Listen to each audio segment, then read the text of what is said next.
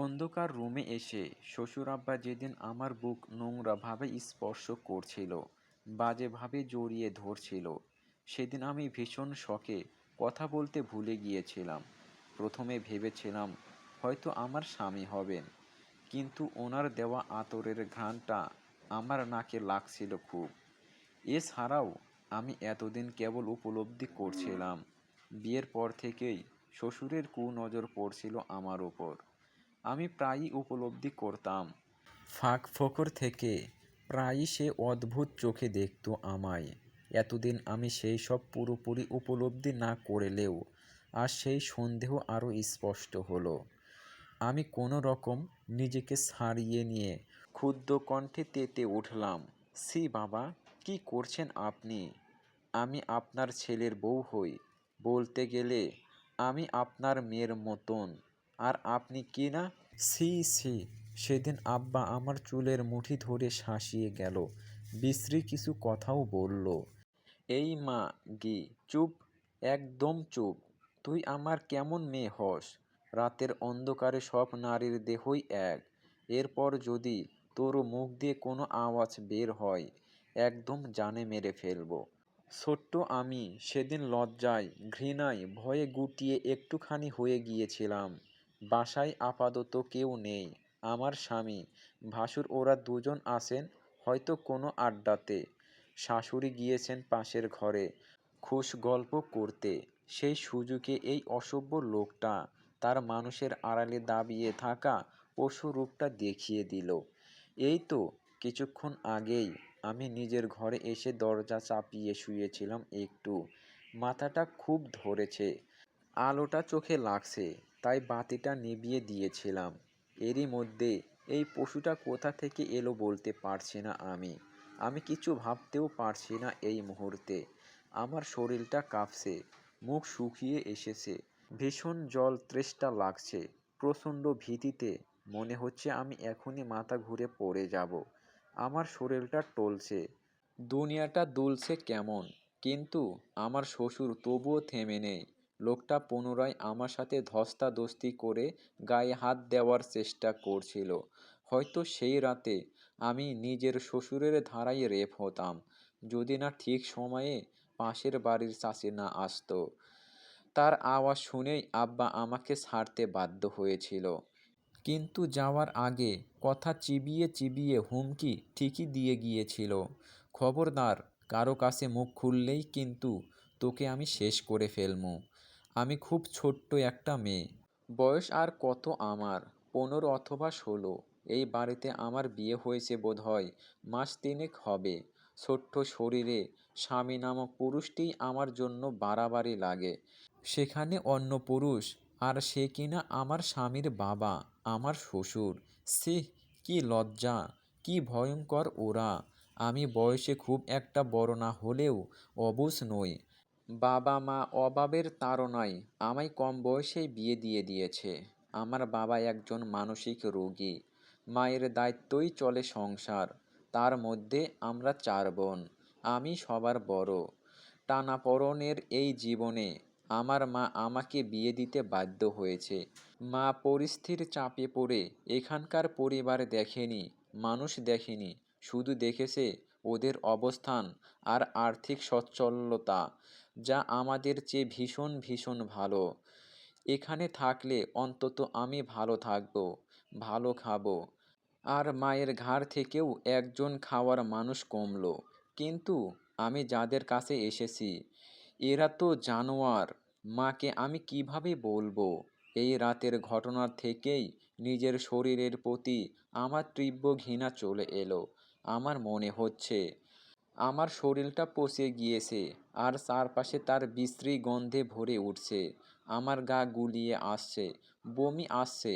আমি কাঁদছি বাকরুদ্ধ হয়ে, আশ্চর্য হয়ে ভাবছি, মানুষ কত অমানুষ। আজ যে শ্বশুর আমার গায়ে হাত দিয়েছে, কাল যে সে সুযোগ বুঝে আমার কাছে আসবে না, তার কি নিশ্চয়তা? আমি আর চুপ থাকতে পারলাম না। আমার বিবেক আমায় চুপ থাকতে দিল না। আমি শ্বশুরের দেওয়া জানের হুমকি উপেক্ষা করে চুপি চুপি শাশুড়ির কাছে গিয়ে পুরো ঘটনা খুলে বললাম। সবটা শুনে আমার শাশুড়ি মোটেও অবাক হলো না, একটুও আশ্চর্য হলেন না দেখলাম। আবার আমার কথা বিশ্বাসও করলেন না। উল্টো হঠাৎ উনি আমার সাথে রাগারাগি করলেন, চেঁচালেন, বললেন, মুখটা বন্ধ করো বউ, আমারে কি জিনে ধরেছে? শ্বশুরের নামে এইসব কি আবোল তাবোল কইতাছো? এইসব কথা যেন মানুষের কানে না যায়, খবরদার। আমি তবুও নিজের প্রাণপণ্য দিয়ে তাকে বোঝানোর চেষ্টা করলাম, আম্মা, আমি মিথ্যে বলছি না, মরতেও মিথ্যে বলছি না। আপনি বিশ্বাস করুন আমার কথা, উনি এমনটা আমার সাথে করেছেন। আপনি দয়া করে আমাকে বাঁচান আম্মা।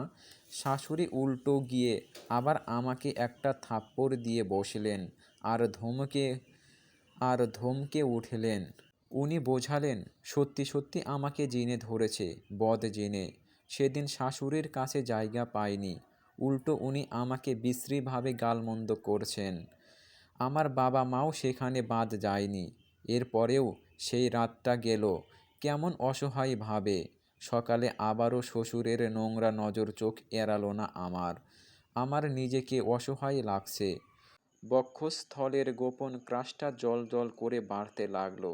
এই অমানুষটার সামনে আমার আর পড়তেই ইচ্ছে করে না। আমি একটু নিজেকে বাঁচাতে চাইলাম। ৫-৭ ভেবে স্বামীকেও বললাম, আপনার বাবা আমার গায়ে হাত দেওয়ার চেষ্টা করেছিল।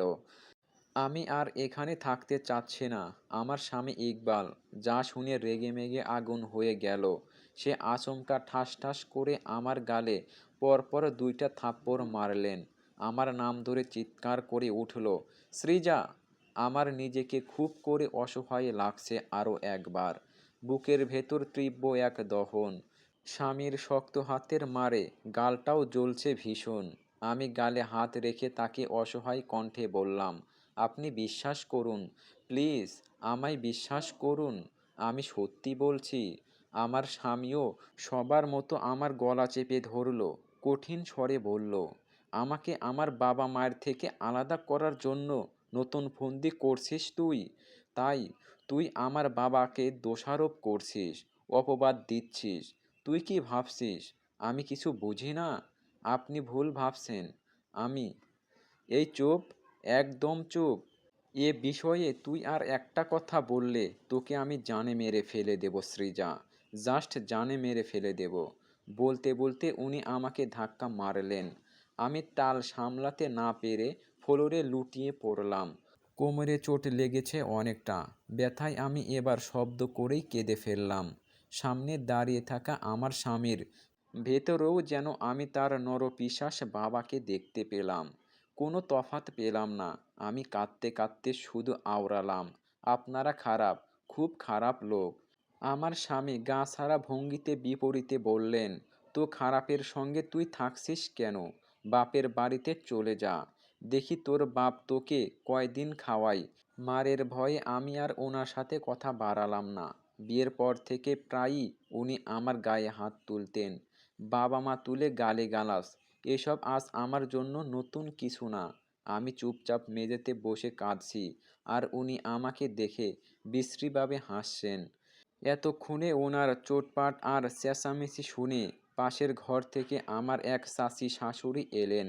আমাকে মেঝেতে বসে কাঁদতে দেখে জিজ্ঞেস করলেন, তোমার কি হয়েছে বউ, কাঁদছো কেন? আমি কিছু বলার আগেই হেলে দুলে পাশের রুম থেকে আমার শাশুড়ি বেরিয়ে এলেন। এতক্ষণ সে কিন্তু পাশের ঘরে ঘাপটি মেরে দেখছিলেন যে ওনার ছেলে আমাকে মারধর করছে। কিন্তু পাষাণু মহিলা আমায় একটু ধরলেন না, ওনার ছেলেকে একবারও নিষেধও করলেন না, বরং মিটমিট করে হাসছিলেন, যা আমার চোখ এড়ায়নি। এখন আসছেন স্বামী ও ছেলের সুপারিশ করতে আমার হয়ে। উনি ওনার যাকে গম্ভীর কণ্ঠে বললেন, মাইয়াডারে জিনে ধরেছে ভাবি, বদ জিনে লগে আইছে, বেকায়দায় কামকাজ করে আজকাল। বিয়ের আগে থাইকাই মনে হয় ওর লগে জিন আসিল। ওর বাপ মাই আমাগো ঠকাইছে, নিজের আধা পাগল মাইয়াডারে আমার পোলার গলায় ঝুলাইয়া দিছে। বলতে বলতে ওনারা দুইজন বসার ঘরে বসলেন।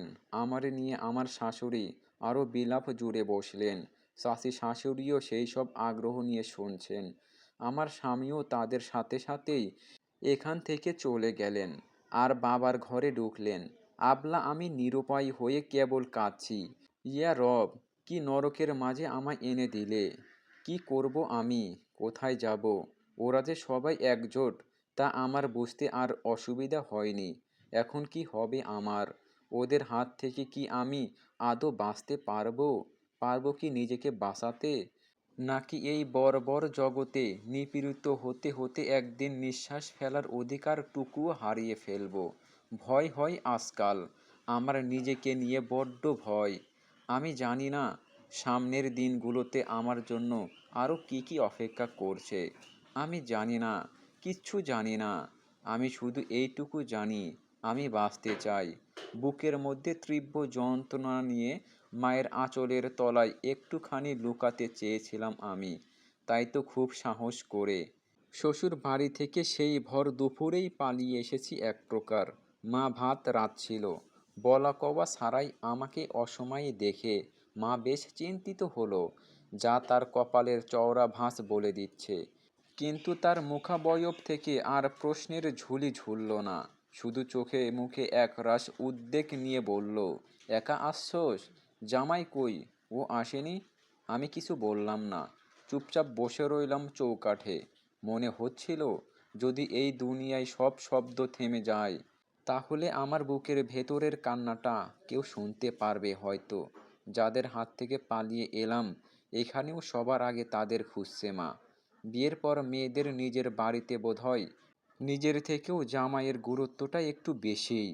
আমি এক বুক হতাশা নিয়ে মুখ শক্ত করে চুপচাপ রইলাম। এর মধ্যে মা সামনে এসে হাঁটু গেড়ে বসলেন। কিছুটা বিচলিত হয়ে ফের জিজ্ঞেস করলেন, বলা কওয়া ছাড়া তুই এই দুপুরে এইখানে কেন? কি হয়েছে শ্রীজু? হঠাৎ আমি খানিকটা ভৌতে বিরক্তি নিয়ে ঝুংকার তুললাম। আমায় দেখে তুমি এত অবাক হচ্ছ কেন মা? নিজের বাড়িতে এখন আমাকে প্রতিবার আয়োজন করে আসতে হবে? তাছাড়া হুটহাট করে আসা যাবে না। বিয়ে দিয়েছো বলেই কি আমি তোমাদের কাছে এতটাই পর হয়ে গেছি? মা আমার দিকে খানিকক্ষণ তীক্ষ্ণ দৃষ্টিতে তাকিয়ে রইল কেমন। পরপর কিছু একটা বুঝতে পেরে গলায় একটুখানি কাঁপুনি নিয়ে বললেন, তুই পালাইয়া আইসোস? আমি এইবার ধীরে মাথা নাড়ালাম। মা তখন আঁচল দিয়ে আমার মুখটা মুছে দিতে দিতে ফিসফিস করে বললেন, ও আল্লাহ, কি কস? কি হইছে তোর? মায়ের একটু স্পর্শ পেয়েই দীর্ঘক্ষণ আটকে রাখা আমার চোখের কোণে জমে থাকা অশ্রুটা একটুখানি গড়িয়ে পড়ল। এক বুক আফসোস নিয়ে বললাম, বুকের মধ্যে একটা আগুন ধরে গেছে মা, নেভে না। কেউ নিভাতে চায়ও না। তোর কি হইছে মা? ও বাড়িতে সব ঠিকঠাক আছে তো? আমি আচমকা মাকে শক্ত করে জড়িয়ে ধরলাম। মায়ের বুকে মুখ লুকাতে লুকাতে বললাম, কিচ্ছু ঠিক নাই মা, কিচ্ছু ঠিক নাই। আমি আর ওই বাড়িতে যাবো না। মা আমারে তার বুকে আগলাইয়া রাইখা জানতে চাইল, কেন যাবা না? ও বাড়িতে সমস্যা কি? মাইরে আমি কিভাবে কি কই? মা কি আমারে বুঝবে? আমি খানিকটা চুপ থেকে বললাম, আমার শ্বশুর মানুষ ভালো না মা, উনি খুব খারাপ লোক। উনি গতকাল রাতে আমার গায়ে খুব খারাপভাবে হাত দিয়েছিল। মা তীব্র বিস্ময় নিয়ে আমার দিকে তাকিয়ে রইল অনেকক্ষণ। হয়তো উনি ভাবছে, কি বলছে মেয়েটা? বাবা মেয়ের মতো শ্বশুরের পবিত্র সম্পর্কটা নিয়ে কি জাহিলি কথা, যে কেউ এমনটাই ভাববে। কিন্তু আমাদের সমাজের সব শ্বশুর কি ভালো? সবাই কি বাবা হয়? সবার মতো মাও আমার কথা মানতে পারল না, বিশ্বাস করল না। উনি ভাবছে আমি ছোট, বয়স কম, তাই শ্বশুর বাড়িতে যেতে চাই না বলে এইসব বলছি। তাই সে আমাকে বুঝালো, তোর হয়তো কোথাও ভুল হইছে সৃজা। তোর শ্বশুরও লোক খারাপ না, ব্যবহার তো ভালোই। সেই দিন ওইখানে জামাই আসিল, তুই ভুল দেখছস। তবুও আমি জোর গলায় বললাম, না মা, আমি ওনাকে নিজের চোখে দেখেছি। সেদিন আমার রুমে উনিই গিয়েছিল। মা থম মেরে বসে রইল কিছুক্ষণ। আমার কথা বিশ্বাস করলো না বোধহয়। আমাদের আর কথা এগোলো না। এরই মধ্যে আমাকে টের পেয়ে বোনেরা চারপাশ থেকে আমাকে ঘিরে ধরলো। ওদের সাথে সাথে আমার অবুঝ বাবাও ছুটে এলো। আমার মাথা ছুঁয়ে বাবা একগাল হেসে শুধালো, তুমি আইসো মা? একমাত্র বাবাই বোধহয় আমার আশাতে এতটা খুশি হয়েছে। আমি বাবার দিকে তাকিয়ে মলিন হাসলাম। আজ বাবাকে নিয়ে ভীষণ আফসোস হচ্ছে, ভীষণ। বাবাকে খুব বলতে ইচ্ছে করছে, তুমি কেন এত অবুঝ হলে বাবা? কেন তুমি সবার বাবাদের মতো বুঝদার হলে না? তুমি ঠিক থাকলে আমাদের আর এত দুঃখ সহ্য করতে হতো না। পৃথিবীর কোনো খারাপ স্পর্শ আমাকে ছুতে পারতো না। আমার আর কিচ্ছু বলা হলো না। কেবল চাপা দীর্ঘ শ্বাস ছেড়ে নিজেকে থামালাম। আমাকে পেয়ে ছোট বোনগুলো চারপাশ থেকে কথার ফুলঝুরি নিয়ে বসেছে। আমি শুনেছি, হু হ্যাঁ করছি, কিন্তু আজ আর ওদের সাথে নিজেকে মেলে ধরা হলো না। তার মধ্যে মা আবার মেজ বোনকে ডাক দিয়ে বলল, সোনিয়া, তোর আপুরে ভাত দে, গরম ভাত রাঁধছি আমি, পাতিলটা ঘরে নিয়ে যা। আমি তাৎক্ষণিক বললাম, ভাত খামো না মা, খাইতে ইচ্ছে করছে না। মা আমাকে আর কিছু বলল না। সানিয়াকে ভাত আনতে তাড়া দিল, তবুও ওরা কাজে চলে গেল যার যার। আর আমি চুপচাপ বসে রইলাম খোলা বারান্দায়। আমাদের আর কথা বাড়ানো হলো না। আমার এক পাশে মা, আমার গা ঘেঁষে অন্য পাশে ছোট বোন সিদ্দিকা। তবুও নিজেকে নিঃসঙ্গ লাগছে আজ। কিচ্ছু ভালো লাগছে না। মিনিট পাঁচেক চোখ বন্ধ করেই ঝিমোতে ছিলাম আমি। এমন সময় মা মুখের সামনে ভাতের লোকমা ধরল। খাও মা, গরম ভাত, অল্প খাইয়া লও। কিছু হয় নাই তো, আবার সব ঠিক হইয়া যাইব। তুমি চিন্তা করো না। পাশ থেকে সিদ্দিকাও আদরের স্বরে মায়ের সাথে অবুঝের মতো তাল মেলালো। বলল, খাও আপা, ভাত খাও। তোমার কি হইছে? ভাত খাবা না কেন? আমি আর মাকে ফেরালাম না। চুপচাপ ভাতটুকু গিলে নিলাম। বুকের যন্ত্রণা থাকলেও পেটে ঠিকই ক্ষুধা রয়েছে। গতকাল থেকে আমি ও বাড়িতে খাইনি, ঘুমাইনি, শরীরটাও খারাপ লাগছে খুব। ভাতের ঘ্রাণে পেটের ক্ষুধা আরও দ্বিগুণ হলো আমার। আর সেই ভাত ফেরাবো, উপায় কই? আহারে ক্ষুধা, আহারে ভাত। এক থাল ভাতের জন্য দুনিয়াটাকে সহ্য করতে হয়। সহ্য করতে হয় কত কি। অভাবের তাড়নায় যেইজন ভোর থেকে রাত খেটে বাড়ি ফিরে খালি হাতে, যার মা পেট বেঁধে রাখে পানি খেয়ে, বোনগুলোও চেয়ে থাকে শুকনো মুখে, সে জানে এই ভাতটুকুর কত মূল্য। তাদের কাছে এই এক থালা ভাত মানেই পুরো পরিবারের বেঁচে থাকার গল্প। ক্ষুধার বিরুদ্ধে প্রতিদিনের লড়াইয়ের এক চিলতে জয় হোক। এক থালা ভাত মানেই কোনো দিনের অপমান, কোনো রাতের কান্না, কোনো সকালে বড় সাহেবদের আঘাতের চিহ্ন। তবুও এই ভাত আমাদের খেতে হয়। ভাত খাওয়ার পর সেই বারান্দার শীতল পাটিতেই নিঃশব্দে শুয়েছিলাম আমি। এমন সময় ছোট বোন এসে আমাকে পেঁচিয়ে জড়িয়ে ধরল। অবশ সিদ্দিকা বুঝতে চাইল, ওর আপা আজ এত নীরব কেন, কেন এত চুপচাপ। সে খানিকক্ষণ আমার মনোযোগ পাওয়ার চেষ্টা চালিয়েও ব্যর্থ। সেই সাথে তার ধৈর্যের বাঁধও ভাঙল। সরাসরি সেও প্রশ্ন করল, তোমার কি হয়েছে আপা, মন খারাপ? আমি অনুভূতিহীন কণ্ঠে বললাম, হ্যাঁ। কেন, কি নিয়ে তুমি এত মন খারাপ করছো আপা? বলো আমায়। আমি আমার আদরের হাতে ওকে জড়িয়ে ধরলাম। আমাদের বোনেদের মধ্যে ছোট্ট সিদ্দিকাই সবচেয়ে কিউট একটা বাচ্চা। সে সবার আদরের, আমাদের সবার পাকনা বুড়ি। এত চঞ্চল আর ছটফটে মেয়েটা আমাকেও এখন চুপ থাকতে দিচ্ছে না। কি হয়েছে বলতে বলতে আমার মাথা ধরিয়ে দিয়েছে। এক সময় আমিও অধৈর্য হয়ে বললাম, একটু চুপ কর না সিদ্দিকা, তোর ঘ্যানঘ্যানানি ভালো লাগছে না। তুই কি বুঝবি আমার দুঃখ? তুই তো খুব ছোট, আগে বড় হ। আপার মেজাজ খারাপ সেও বুঝলো সে। তাই ও আমাকে আর বিরক্ত না করে চুপচাপ কাছে রইল। হঠাৎ আমার গলায় লালচে লালচে আঘাতের চিহ্নটা দেখে চেঁচিয়ে উঠল, আল্লাহ, তোমার গলায় কি হইছে? আমি আঘাতটুকুর দিকে এক নজর তাকিয়ে হাসলাম। ওকে কিছু বললাম না। স্বামীর ঘর থেকে পাওয়া এসব স্বামীর ভালোবাসা যে, ভালোবাসার উত্তাপে আজকাল কালছিটে দাগ বসিয়েছি শরীরের। ভাবতেই আমি শূন্য মুখে ফের হাসলাম। সিদ্দিকা এসব বুঝল না। সে অধৈর্য কণ্ঠে আবার মাকে ডাকলো, সোনিয়া ও সোনালীকে ডাকলো। সেই সাথে তার অনর্গল বকবকানি। আপার ব্যথার উৎসর্গ খোঁজার চেষ্টা। ও আপা, কও না তোমার গলায় কি হইছে?